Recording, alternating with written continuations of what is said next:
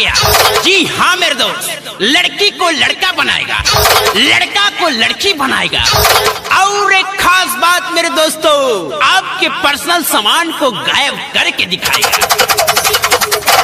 तो आइए बिना आपके समय को लेते हुए खेला को चालू करते हैं।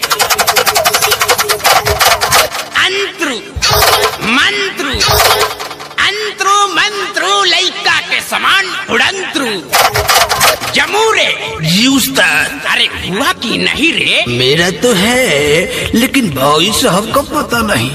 अरे अरे अरे दादा हो, साला हमार सामान बिलवा देलस, साला हमार ऑटो ले लस, चौरो ले लस, और सामानो गायब कर देलस।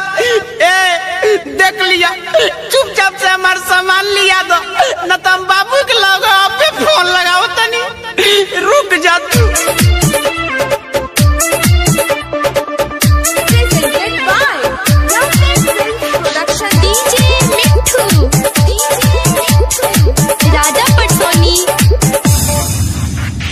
कौन साला मंतर मारती हली, देह के नरजी झाड़ती हली, हर मरद से मौका बना देले बा।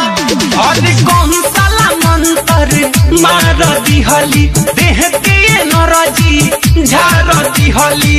गाँव भर होता हसाई, कैसे के घरे जाई, सोची के आवता रोआई।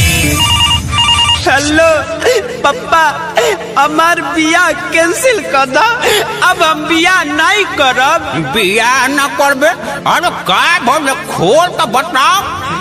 अरे बाबू सुन कैंसिल कई दशा गाई, जादूगरवा सामान देले बट भिलवाई, जाने कौन मंत्र हम पे चलाई, जादूगरवा सामान देले बट भिलवाई। सामान बिलवा देले बा? अरे साला पहले तो ई बताओ तो बारी कामा। बाक मार दे, आयरन या पीपर के गाछ लगे सर्कस देखेला। अरे साला डर है अपना माई से बतिया। हेलो हाँ, अरे हमर लाल बात करे कोइला सुना। अकोरे लाल बोला कोइला हतू, खाना वो भी ठीक से न खइला हतू, कोइल तुहार का जरूरी रला, घर में केहू से न बतैला हतू। सुन माई रे सड़क सगाह में अपना आइल रहनी ह देखे, घाट हमारे साथे कदी हले बचाऊ रया हटा लेके। जनती जे पहिले तो कबो ना आई रे, घर से निकल के रे माई। अरे कौन साला जादूगर रे? बात कराओ तो बात कराओ। लो हेलो, अरे साला जादूगर, चुपचाप से हमला लड़का के सामान वापस लिया दे, ना तो साले है गोजी लेके आवत मुंह पे डाल के साल गांड पे निकाल दे।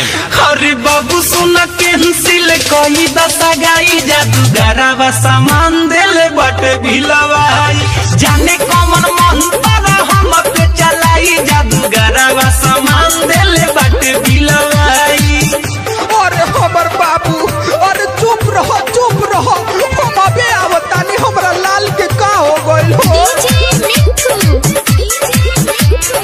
राजा पटसोनी। ए भुटलिया के पापा, हमरा के बाबू लग ले चली ना।